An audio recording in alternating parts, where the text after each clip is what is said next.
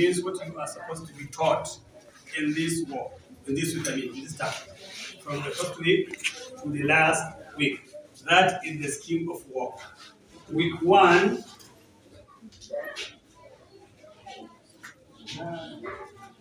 we have revision of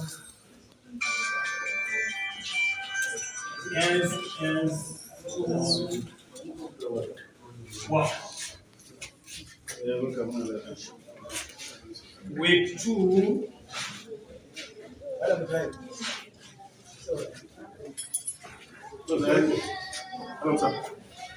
council.